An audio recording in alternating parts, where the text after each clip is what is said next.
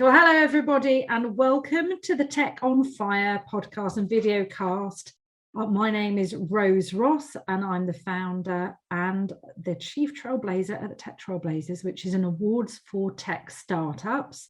And I'm delighted that we are doing a podcast series with our friends at GigaOm and talking today to Michael Azoff, who is very much in the AI space. So I am delighted to welcome you, Michael, to Tech on Fire. Hello, how are you doing? I'm very well, thank you, Rose. It's a pleasure to be here. Fantastic. It was great to have you here. And AI is a big topic. We introduced the category to the awards probably about 4 or 5 years ago, and it's grown in popularity. And I know that's not going to be a surprise to you, Michael, but for people who don't know you already, it'd be great to get a little bit of a background on you and what your beat is from a GigaOm perspective and the kind of things that you're going to be keen to chat about. Sure. So I go back many, many years, as you can probably tell from my lack of hair. Where I got interested in AI actually after that winter in AI that people talked about in '86, when backpropagation was a way of training the deep layers in neural networks. So I know this is getting very technical, but up to that point, neural networks, which was a branch of AI, were very simple. And that breakthrough allowed some very deep and complex type of neural networks to be played with. So that drew me into it.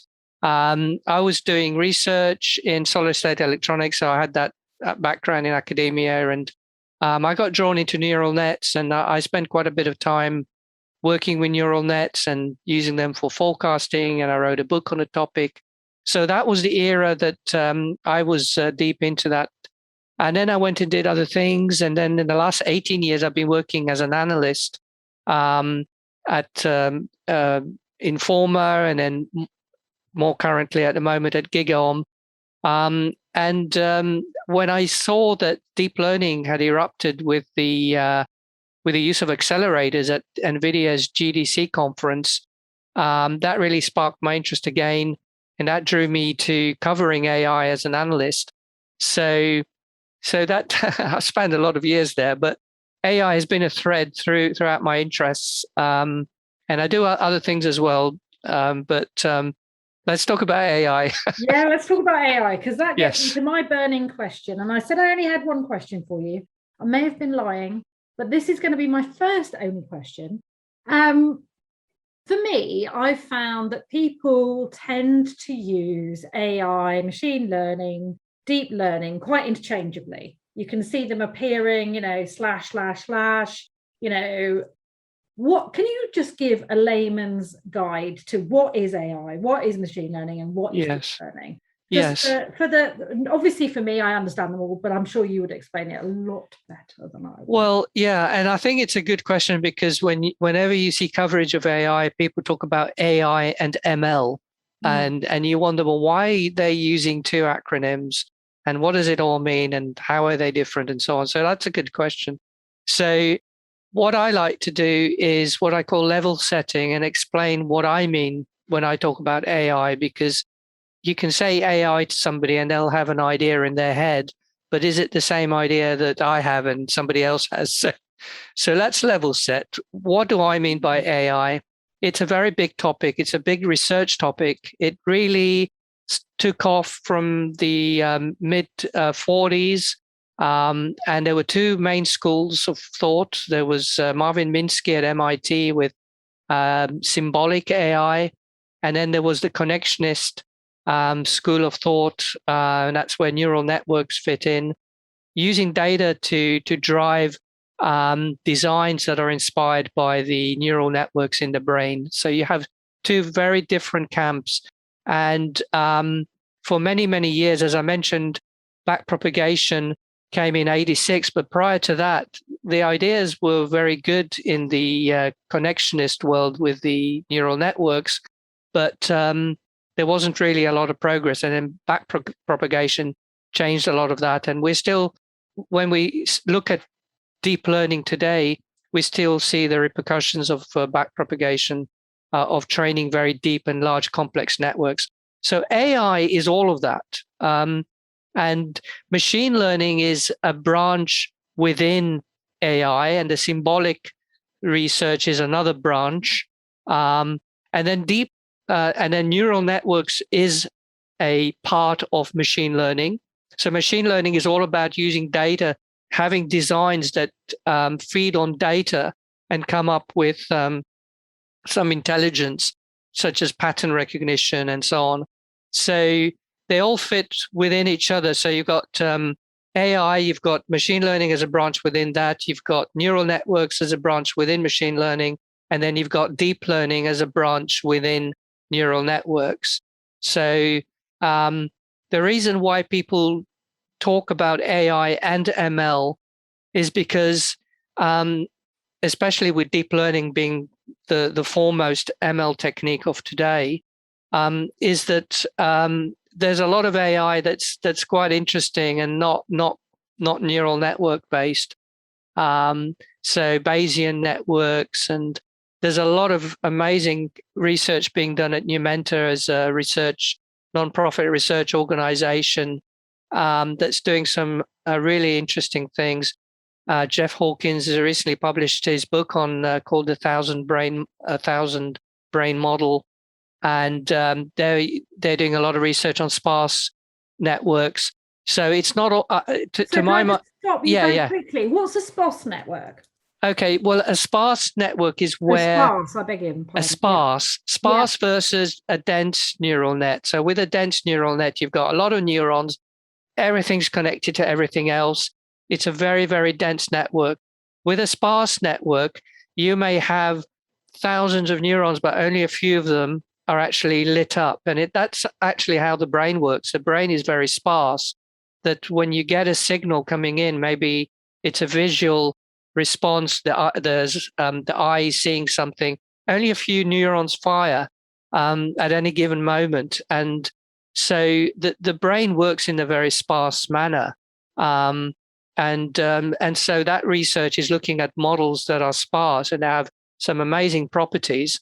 So the reason I mention all of this is that AI isn't just about deep learning and deep neural networks. Amazing though, the research that, especially from DeepMind at Google, they're doing some great things, but there's a lot of other things. And I think also we need to look at the difference between AI research, especially as it's done in academia, and what is coming out of the research labs and going into industry. Because most of what we're focused on today is that AI that is being used in amazing things in applications, where it's vision, audio, Amazon, Alexa, that sort of thing. So and this is using this technology, but is it going to get us to the point where people talk about general AI, intelligence in an artificial form that's equivalent to a human being? And I have to say that I would say that most people in academia will say that deep learning is great, but it's not going to get us to general AI. And so that's why there is a lot of interest in other methods and other pursuits, such as the work going on at Numenta. So that it's all about what you're trying to do, and what is the best type of technology to achieve that end. So there's a lot of great applications. For example, if you're trying to look at fault finding in a factory, looking at hearing the vibrations and detecting something different. If you're a seismologist, you're looking at patterns, trying to find interesting things in the data. If you're navigating a drone autonomously, or a train or a ferry between two ports, or even autonomous driving, as a lot of research, as you're aware, is trying to get to that point. So this technology has a lot of promise, can do a lot of things, but I think there's more to it, is what I'm trying to say when it comes to actually achieving the research aim, which is to eventually get to that holy grail where we can emulate the intelligence of a human being. And I'm not defining what that means, because that in itself is quite a complex question. So that's why you see AI and ML, because AI is more than just ML, and there are techniques in AI that's not necessarily machine learning. So hope that helps. Yeah, no, that's cool. That's cool. Yeah, no, that's really helpful. Thank you. So one is a branch of another, and then the other is goes deeper again. So that's cool. I mean, that makes perfect sense. But I think it also helps to clarify from a lay-person's perspective, because as you say, AI is such a huge element. And I mean, as soon as you say AI, I go all iRobot and Isaac Asimov, laws of robotics and all that. Yes. And by the way, you have a great name. If you ever want to go into science fiction, you're almost halfway there. So from that perspective, I think that's really useful.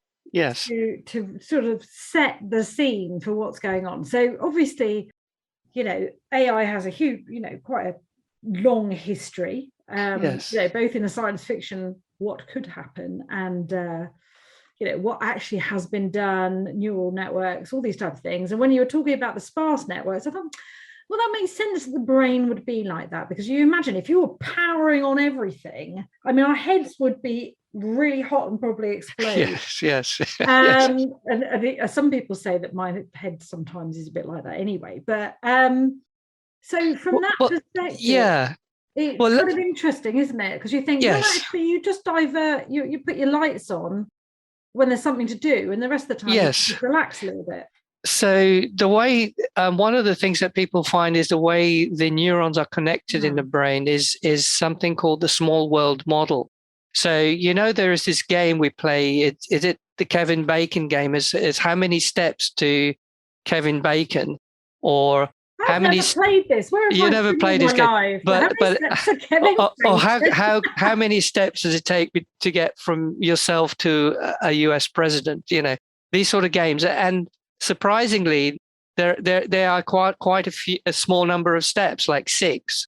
So this is the small world model, and what's interesting, degrees of separation. Yes. Oh, okay, cool. So when you're looking at how the neurons are connected in the brain, it turns out that they emulate this small world model. So you have near neighbors are quite clustered, but then you've got a hub neuron that has a very long connection to another hub. So you have these clusters, these hubs, and you have a single neuron that will connect to the hub of another cluster. And that is a very small world type of model.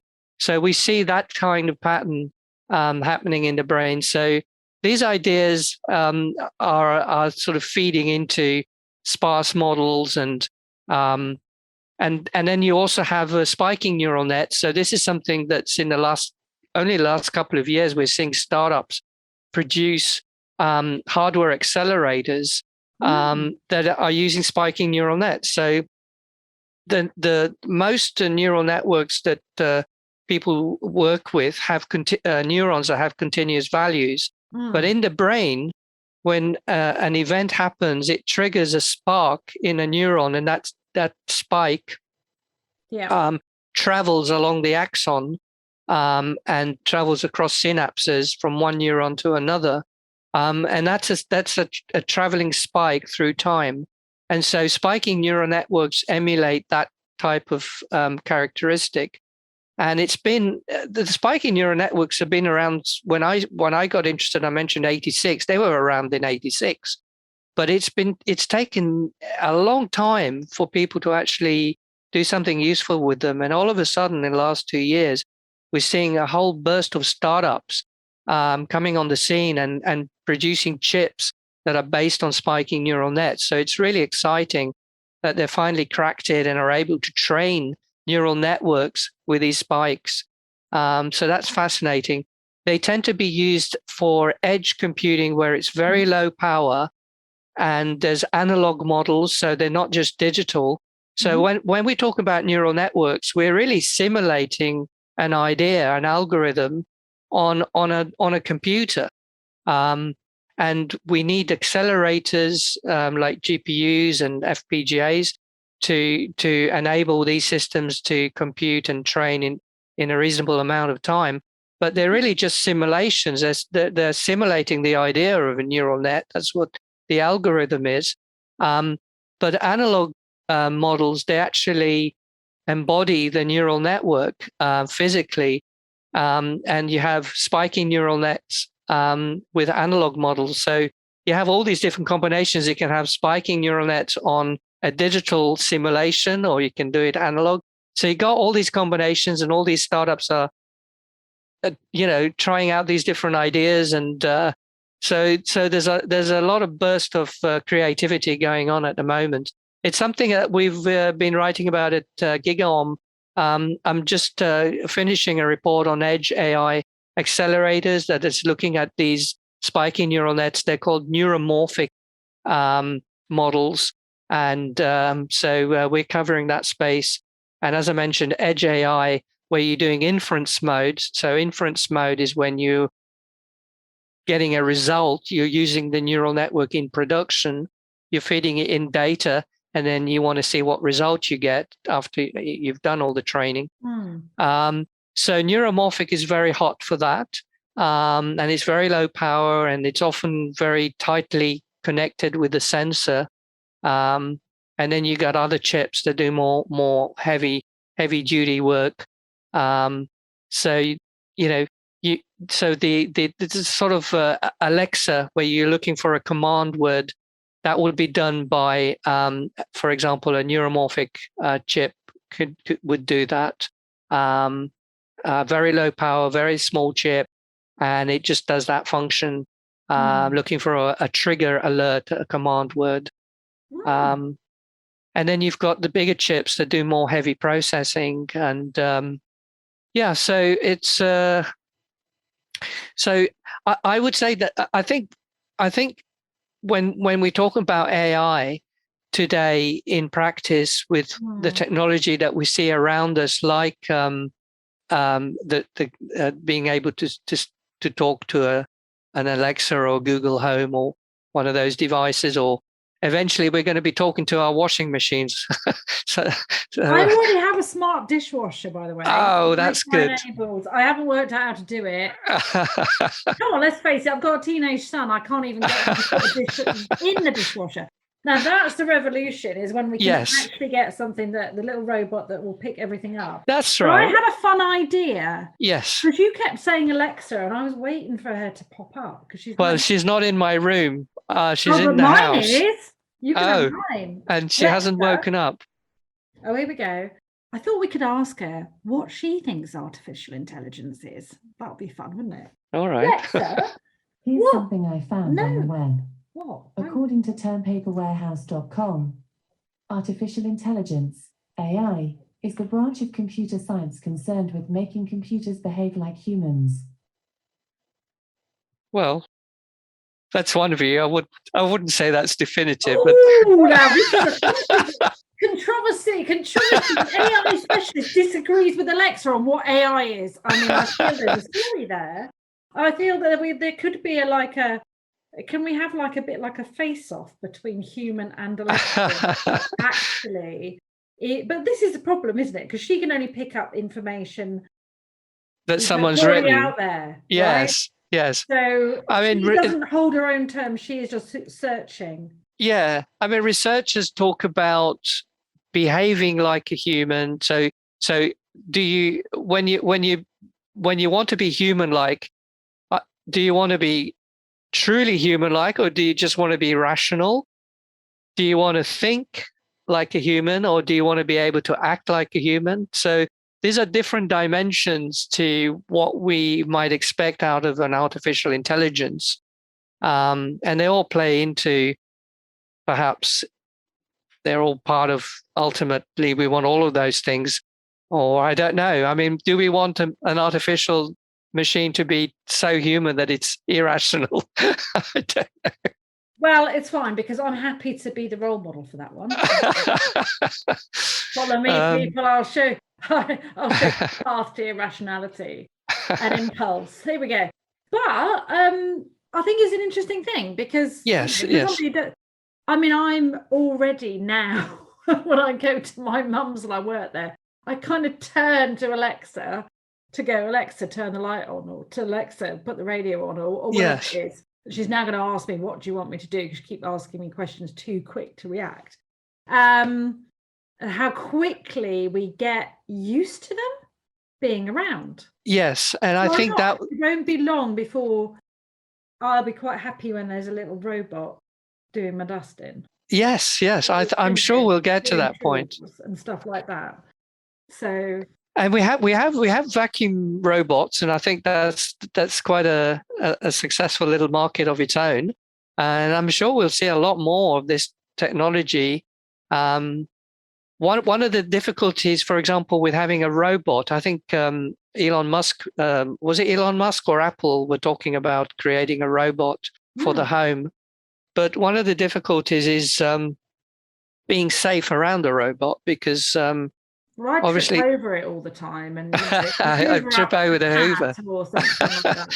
So they need to be soft and flexible if you do collide with them, and I think that's something that the researchers are working on. So I'm sure at some point we'll see more of these things in our home. Yeah. For sure. Well, it'd be interesting. I mean, they're infiltrating already, aren't they? I mean, Yes. Worked up. Got the lights on it. I get all my music through it. I haven't connected it to the telly yet, but it's not going to be long before that will be voice everything. comms. Yes, we'll have more connected technology for sure. Yeah.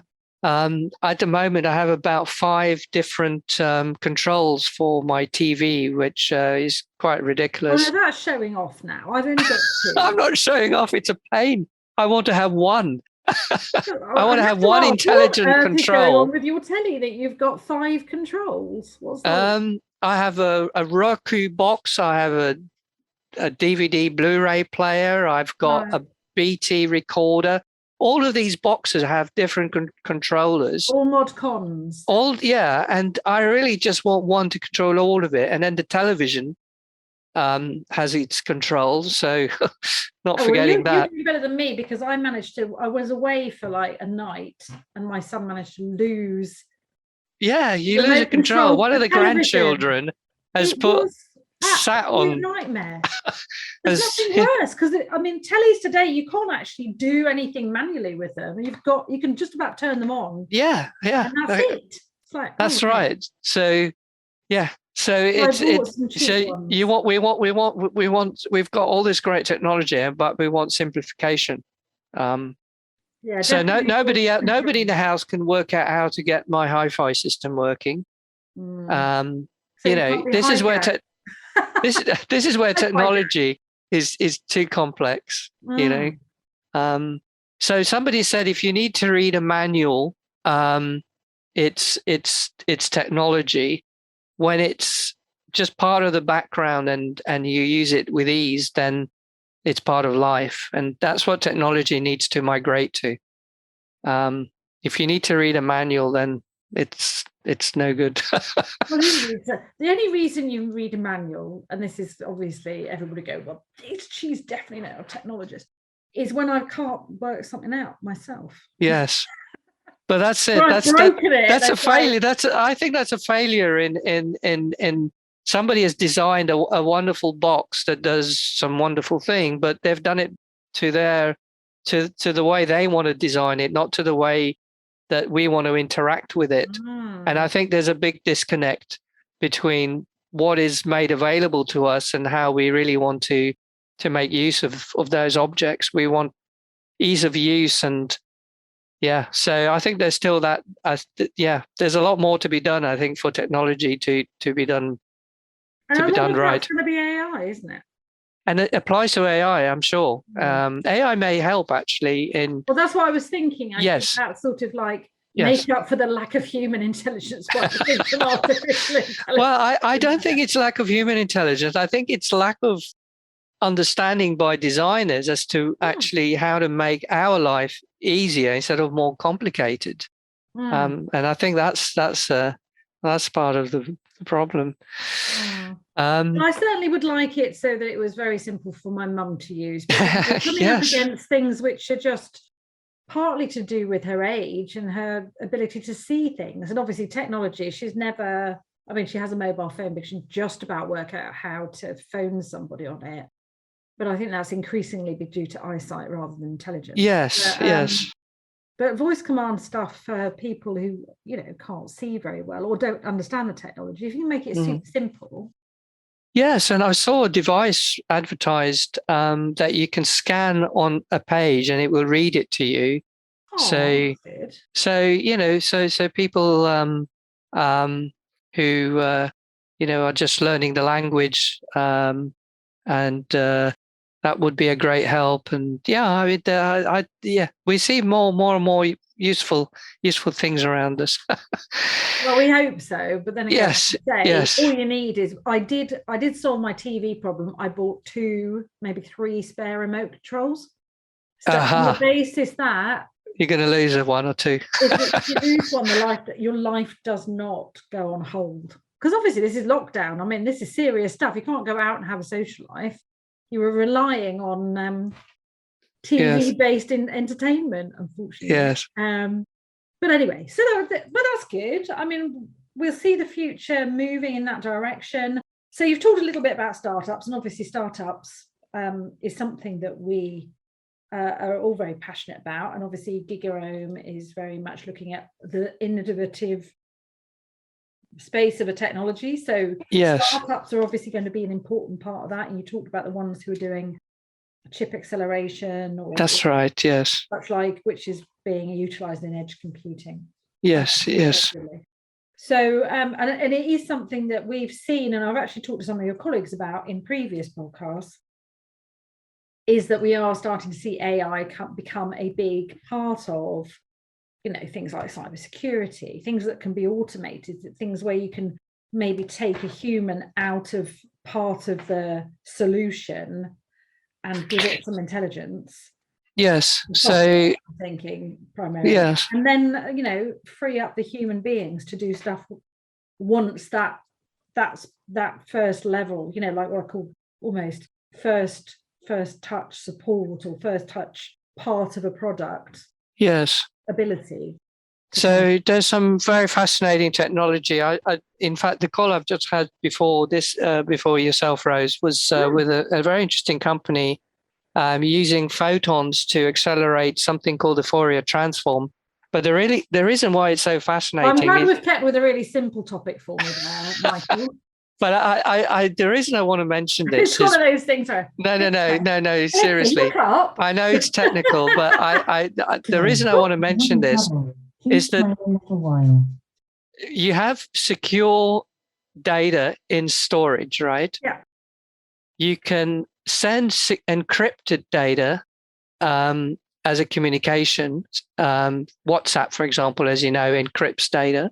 Yeah. But what happens when you actually want to do things with the data? You have to decrypt it to do the things you want to do. Mm-hmm. And then when you got a result, you encrypt it and then send it. But while it's decrypted, it's vulnerable. People can snoop and look at the data, and it's not secure.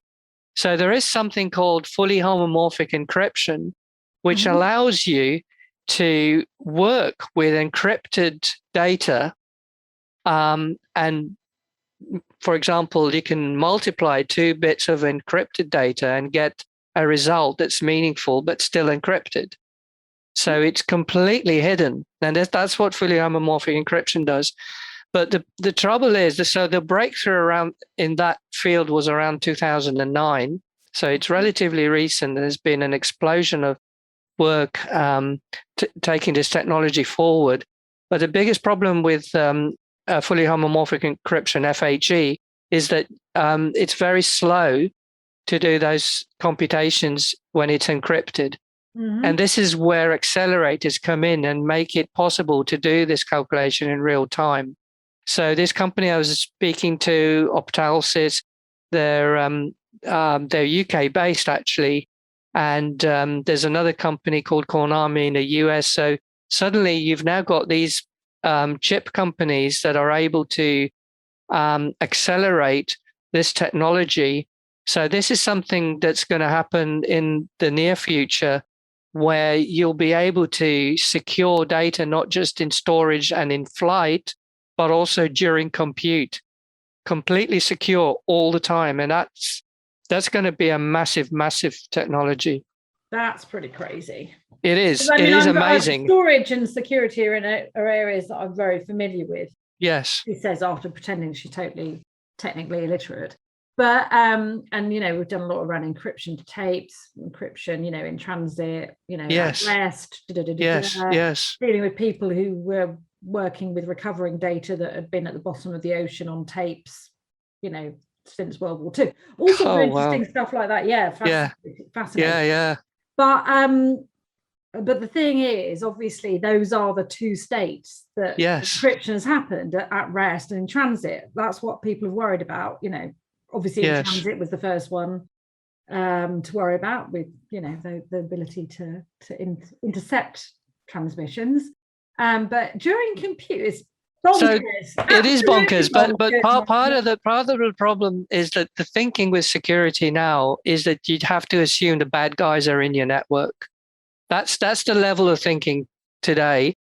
Is that you need to do the right things on the assumption that the bad guys are in your system, and how do you protect? So this kind of technology, working with encrypted data and being able to work with it without having to decrypt it, it's a massive breakthrough. There are some other technologies that are adjacent to this. There's something called confidential computing. This is the chip companies like Intel and AMD and others are working on, where they have trusted execution environments actually on the chip. And they have these enclaves where you can send your confidential data into these enclaves, decrypt it, work with it, and then it comes out of the enclave encrypted. But it's not quite as fully secure as FHE. So it's horses for courses. You choose the right type of technology for your needs. But for the holy grail of absolute security, FHE is really there. And we're getting nearer to that point. We're a few years away. So these companies that I mentioned are just in the process of building out these chips, and it'll be a few years before they'll be out in the market. But you heard it here. In a few years' time, you heard it here first. Well, that's what we're talking about. I mean, we talked before we started recording about the context for this, that the Tech on Fire stuff was looking back over the last, say, 10 years, because the awards are 10 years old. And then we thought, if we look back 10, can we look forward 10? Yes, and indeed. that's exactly what you're saying. I mean, obviously, if they're alive and kicking, and I guess even if they've got prototype, they can come in and put their hat in the ring for the award. So don't be shy, guys, there with this incredible encryption, with the whatnot. Don't be shy. Put it out there. But there are lots of these types of things that are happening in security right now, that are being used right now within sort of automation and such like. So very exciting times. Very exciting. Yes. So this is definitely a watch this space, this technology, secure in compute. Oh, it's some new buzzwords there for me to hold on to there. And also a fight with Alexa, who decided that she wanted to get involved in the conversation. I think she's taken umbrage that you didn't like her definition of AI, and she's now going to be a bit feisty, and has decided to get in on the act here somewhere along the line. But I mean, it's all out there. And so the other thing I was thinking about, because this has been a bit of a sort of a futuristic topic, and there's been talks about encryption, and I can't see how there's not an element of AI in this whole area, and everybody who knows this in depth will probably go, of course it is, or of course it isn't. But there's been a lot of talk about quantum computing. Oh yes. So do you see that AI is going to be at the forefront of that? Is that going to be just something that will run in parallel, and they'll kind of so mosey along together? Yeah. So one of the things about quantum computers is they can do certain types of computations incredibly fast. So they're not going to replace our classical computers, but for certain types of computation, they really are in a different realm. So the question is, when you look at our AI models, is there a way where a quantum computer can do something useful, whether it's accelerating the computation or coming up with a intriguing AI model that the quantum computer can take things to in new and interesting directions. So I've seen papers being published on quantum AI, quantum computing based AI. So it's definitely, people are looking at these ideas, and at the moment we just have emulators, and we've got quantum computers that can only run a few qubits, but I think we're all expecting at some point that we'll get some quantum supremacy type of computers, quantum computers that can do things that classical computers cannot do at all. And I think people talk about needing about 1,000 qubits to do that. So I think once we get those sort of computers out there, I think we'll see more of this research. And so I expect to see AI being run on quantum computers. Yeah. Well, it kind of needs, it all fits together. And it's an interesting thing that I was thinking about there. What you were talking about, that's the level of security, because obviously we're going to want to secure data that's being processed by, just because you want it fast, you don't want it securely, right? You're not going to compromise one for the other here. Yes. And it almost feels like it's a bit like the safety belt in a car. You can push more sensitive data through if you know you've got this encryption during the processing part. Yes. And because the quantum is so fast, you kind of are throttling back and forth. One pushes really fast, the other one will obviously by its nature slow it down, but overall you're going faster. Yes. So quantum computers definitely have turned the whole cryptographic community upside down, if one can put it in those terms.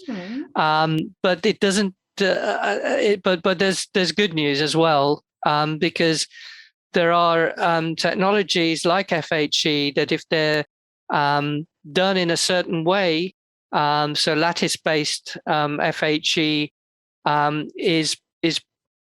is known to be quantum proof. So this is one of the things that DARPA in the US is running this competition for FHE accelerators.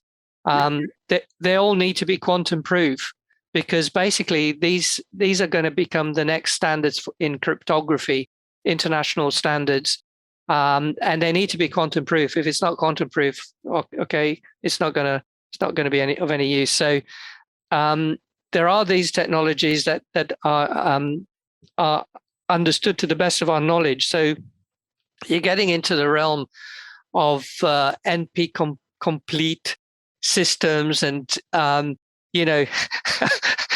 if you can show one example that can break this type of restriction, then all the others are broken as well. So to the best of our knowledge, these lattice systems are quantum proof, but you can't guarantee that these things may change in the future. But to the best of our knowledge today, these lattice-based FHE systems will be quantum proof.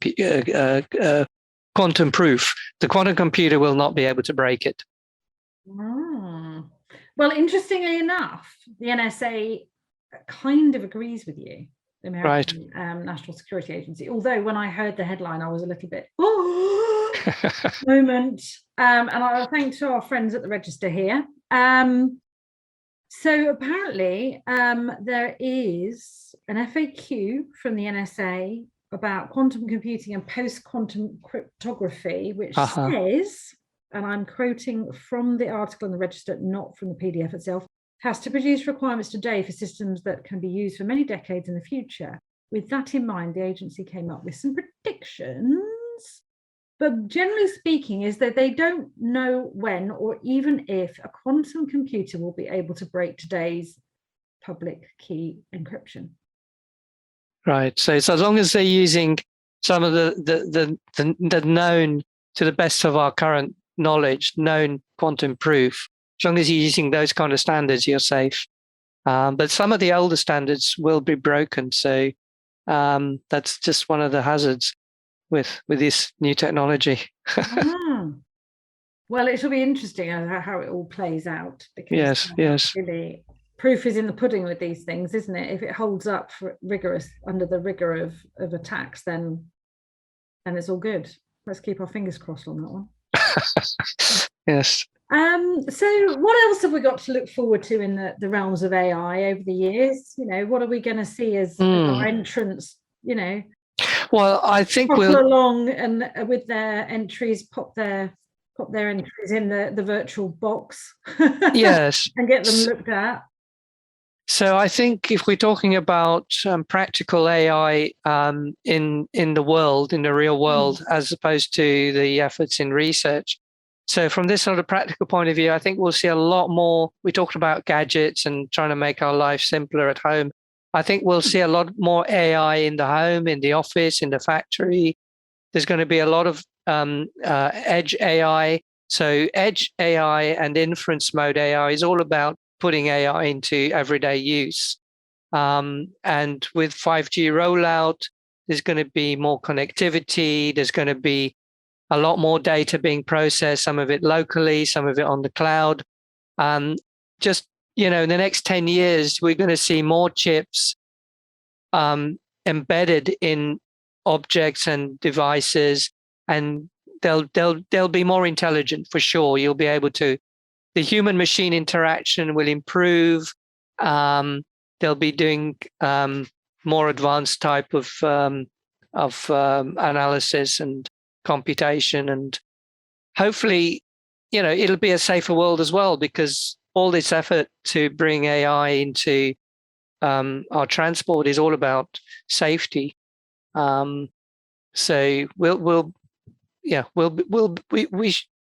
we should be living in a better world as a result of this technology. Let's hope so. Yes. And anything else you want to add on that, on innovation, startups and AI over the coming? Yeah, I mean, stay tuned to what we do at GigaOm, because I'm covering this space and I'm talking to a lot of startups. And so there's a lot of amazing ingenuity out there, and we love to cover it. And so check out our reports. Fantastic. And I know that a couple of your colleagues have stepped in as judges. So if you have the time, we'd love you to help judge who's coming forward on the AI. I'd be delighted. Yeah. So so that's another way for people to get your attention. Get their entry in front of you, because then you can have a look and go, oh, that's interesting. I'd like to find out a little bit more about that. So that's good. Well, brilliant. Thank you so much. It's been an absolute pleasure, Michael. Just to wrap up, it's the Tech on Fire podcast that we've been doing with the team at GigaOm, which is just mind-blowing stuff that we've covered. A real smorgasbord of different technologies. So thank you very much again, Michael, for coming and joining us. And you've been listening to the Tech Trailblazers Tech on Fire podcast and video cast. My name is Rose Ross, and I'll be coming back to you with regards to this very soon. But in the meantime, get your entries in if you're a startup. We want to get you in front of Michael, other guys from GigaOm, and other amazing judges who are all keeping an eye out on what you're up to. And also you can find out more about that at www.techtrailblazers.com. You can follow us on Twitter at techtrailblaze, and you can also find us on LinkedIn. Thank you very much. Thanks a lot, Rose. It's been a pleasure.